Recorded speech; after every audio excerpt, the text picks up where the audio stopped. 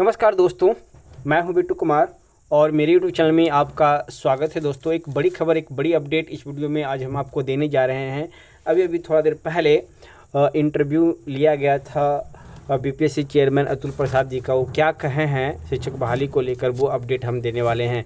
देख सकते हैं, बिहार शिक्षक भर्ती update. BPSC chairman Atul Prasad ने कहा कि अभ्यर्थी घबराए नहीं, सप्लीमेंट्री सूची भी होगी जारी। यानी कि कट ऑफ भी जारी किया जाएगा, शायद आज ही कट ऑफ जारी हो जाएगा। देख सकते हैं यहाँ पे अभ्यर्थियों और विपक्षी नेताओं की शिक्षक भर्ती में गड़बड़ी और धांधली के आरोप के बीच बिहार लोक सेवा आयोग यानी कि बीपीएससी के चेयरमैन अतुल प्रसाद का बड़ा बयान आया है। उन्होंने किसी भी तरह की गड़बड़ी से इनकार किया है। उन्होंने साफ मना कर दिया है कि इस बहाली में किसी तरह की कोई गड़बड़ी नहीं की गई है। उन्होंने कट ऑफ सेकेंड लिस्ट भी जारी करने की बात कही है, यानी कि कट ऑफ भी जारी करेंगे और जो सेकेंड मेरिट लिस्ट है वो भी जारी करेंगे। अतुल प्रसाद ने सोशल मीडिया एक्स पर ट्वीट करते हुए अपनी बातें कही हैं।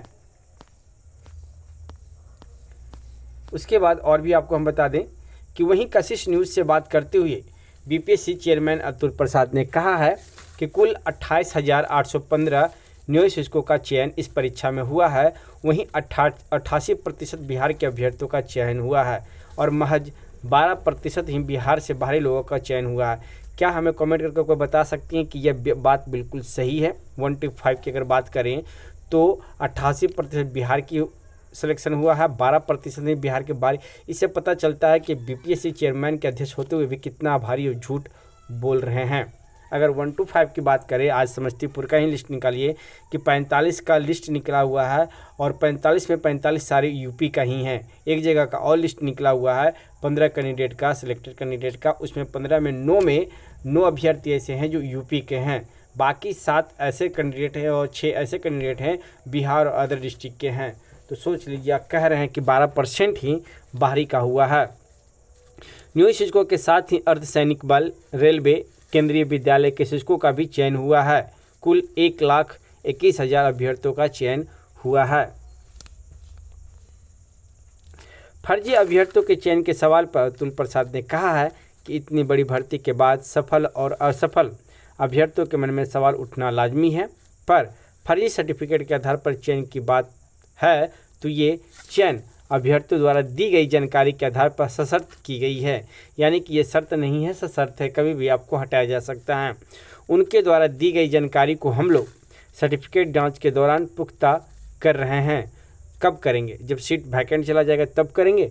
अगर आवेदन में दिए गई जानकारी के अनुसार कोई अभ्यर्थी प्रमाण पत्र नहीं देता है तो परीक्षा में सफल होने के बाद भी उन्हें योगदान का मौका नहीं दिया जाएगा।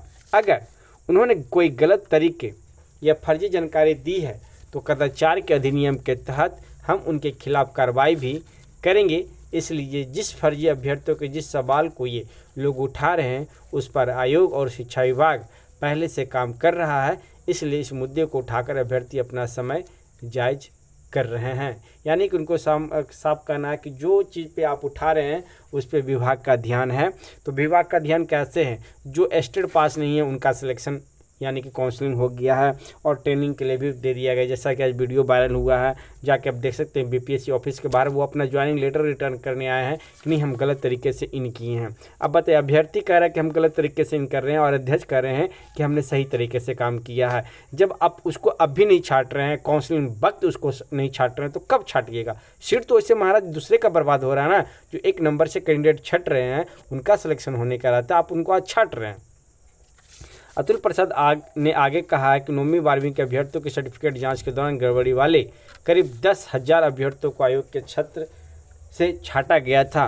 तो फिर जब छाटा गया तो फिर ये इसका रिजल्ट कैसे आ गया? अतुल प्रसाद ने स्वीकार किया है कि 9वीं से 12वीं तक के अभ्यर्थियों के प्रमाण पत्रों की जाँच में कई तरह की गड़बड़ियाँ हुई हैं, जिसका लाभ कुछ अभ्यर्थियों ने उठाया है। इसलिए आयोग और शिक्षा विभाग ने प्राथमिक स्कूल के अभ्यर्थियों के प्रमाण पत्रों के जांच योगदान के समय कराने का फैसला किया है। जब योगदान अब भी काउंसलिंग हो रहा है, अब भी आप उसको नहीं छाट रहे हैं, तो फिर कब छाटिएगा? ये भी थोड़ा सा देखने वाली बात है।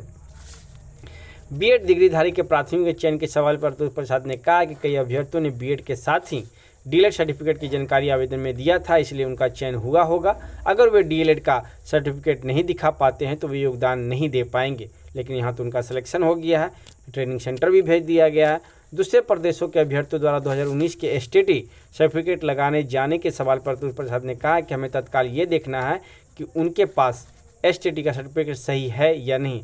अगर उसका सर्टिफिकेट सही है तो हम नौकरी देंगे। ये लंबी जांच का विषय है कि उसने ये प्रमाण पत्र कैसे लिया, क्योंकि 2019 में डोमिसाइल नीति लागू थी।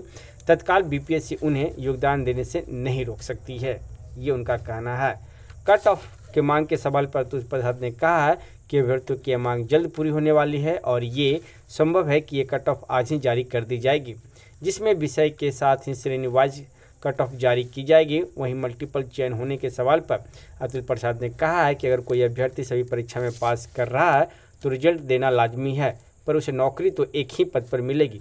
उसके बाद जो सीटें खाली होंगी उसके लिए फिर से सप्लीमेंट्री रिजल्ट जारी की जाएगी और पदों को भरा जाएगा, यानी अन्य अभ्यर्थियों को भी मौका मिलेगा। तो एक अच्छी खबर देखने को आपको मिल रही है कि सप्लीमेंट्री रिजल्ट भी जारी किया जाएगा, यानी कि सेकंड मेरिट लिस्ट भी जारी होगा। ये हम नहीं, अतुल प्रसाद जी द्वारा कहा जा रहा है। तो एक छोटा सा अपडेट हमने आपको दिया दोस्तों, और इसी तरह का भी अपडेट आता है तो उस अपडेट से भी हम आपको रूबरू जरूर कराएंगे। तो फिर मिलते हैं एक नेक्स्ट वीडियो में। धन्यवाद दोस्तों।